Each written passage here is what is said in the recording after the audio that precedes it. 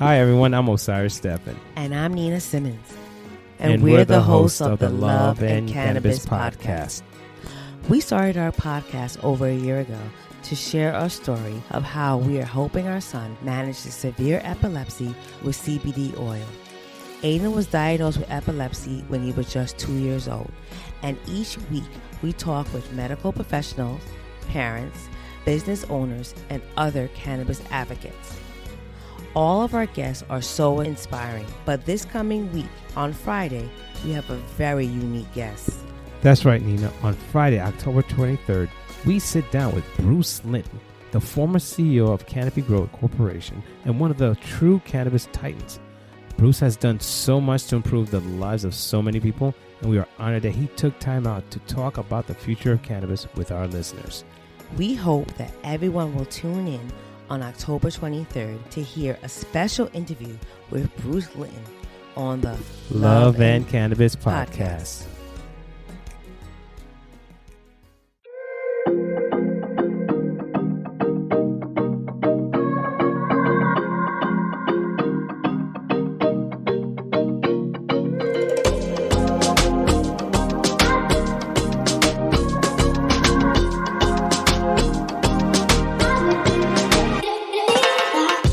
When you purchase legal cannabis on the regulated market, one of the big value adds is that you know that there's been rigorous quality control testing going into that product. And since you're inhaling cannabis, any type of chemical contaminants have the potential to be much more dangerous since they're going directly into your lungs, directly into your bloodstream. And so even if a consumer isn't super vigilant about what they're putting in their body normally, what they're inhaling should be something that they're much more concerned about.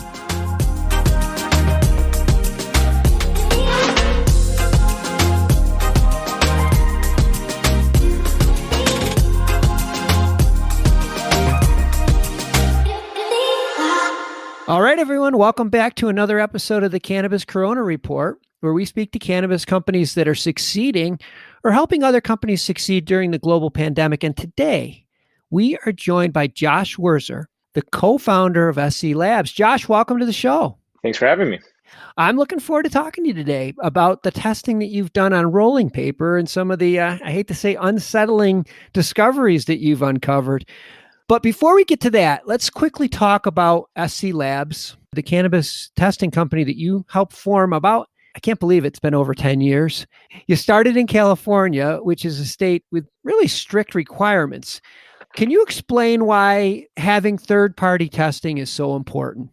Yeah, most of our company, we weren't under testing regulations. So, we've definitely done it both ways. I think they're important, because cannabis up until now was wholly unregulated. And just based on, what we saw in the marketplace testing before regulations and after regulations, it's clear that having testing regulations has really cleaned up the cannabis supply for the consumer. Before regulations, over 50% of the flowers we tested and over 70% of the concentrates we tested would have been over the limit under today's pesticide testing limits only. And it goes to show that, regulations had a major effect in cleaning up the cannabis supply.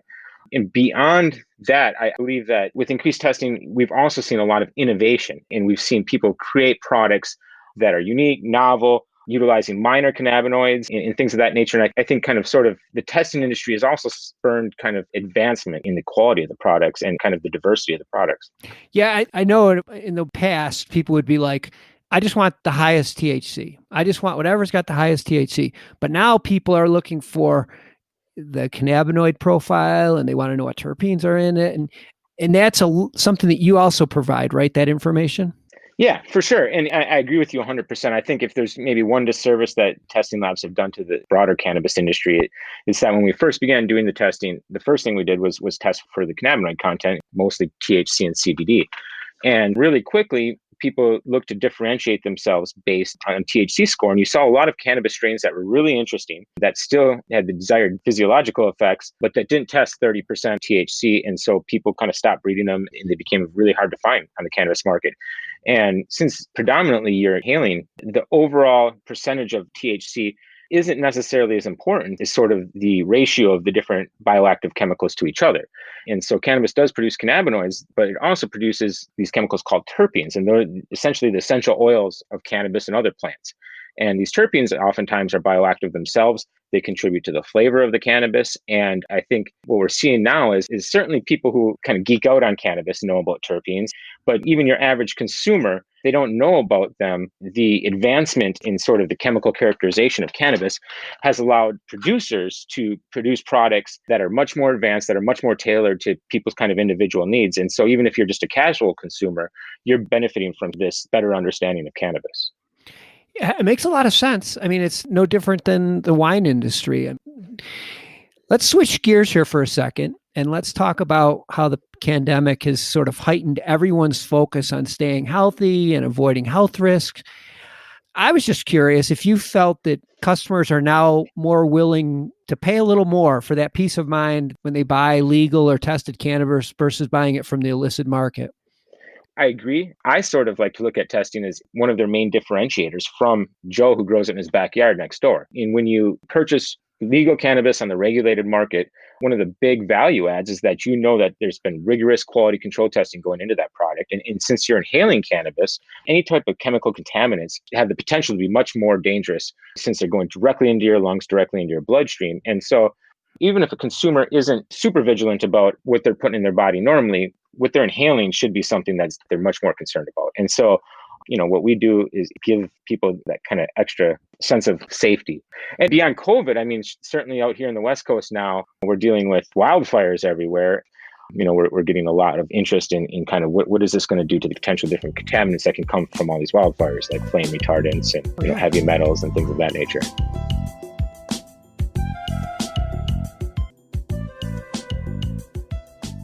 Are you looking for a career change?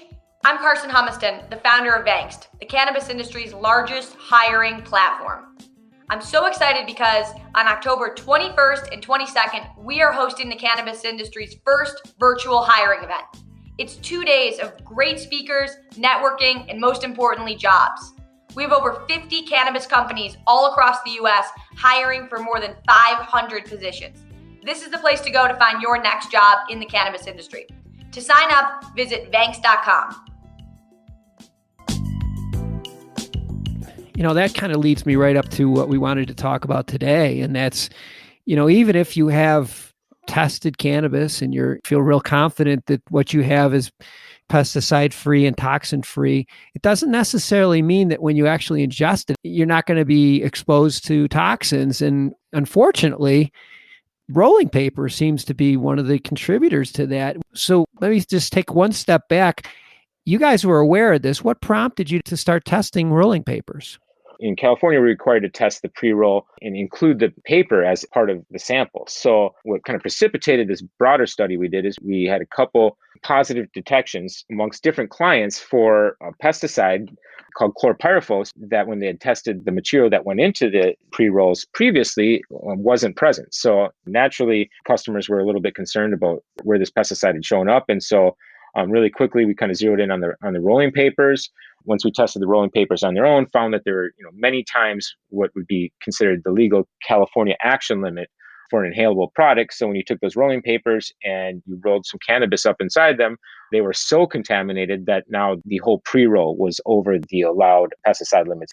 And since we sort of kind of got a cluster all at once for the same pesticide traced to the rolling papers, our alarm bells went up a little bit. And so we went out and purchased every type of rolling paper product we could get our hands on in the market. Now, granted, we were testing consumer grade rolling paper products, and these issues were in pre-roll cones that were more marketed towards manufacturers.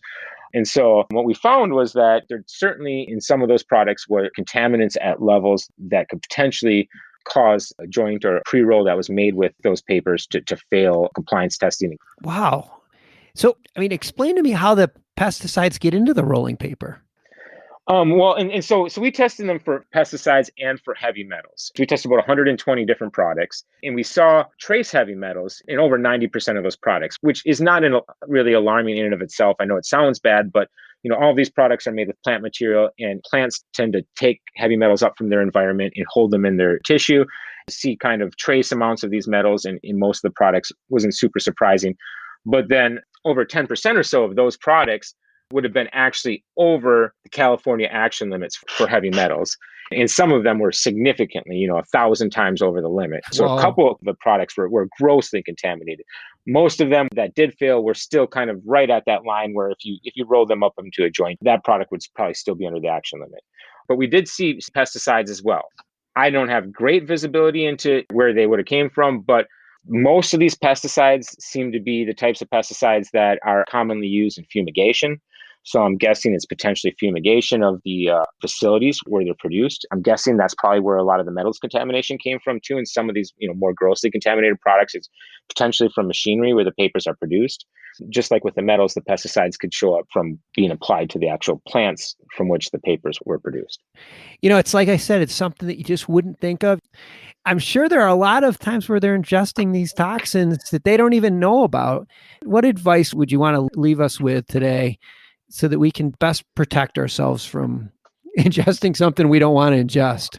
So the best way, I think, is sort of limit your exposure where there is potential health risk. If you go back and you buy cannabis on regulated legal market, it's going to be tested for these contaminants. It's going to be free. If you purchase these rolling papers on the side, no one's really looking. I think that's what it keeps coming back to is, tested versus non-tested shouldn't even be a question anymore. That argument should be gone. And I think you bring a new concern that people need to just be aware of. I'm going to have your links to SC Labs in the show notes.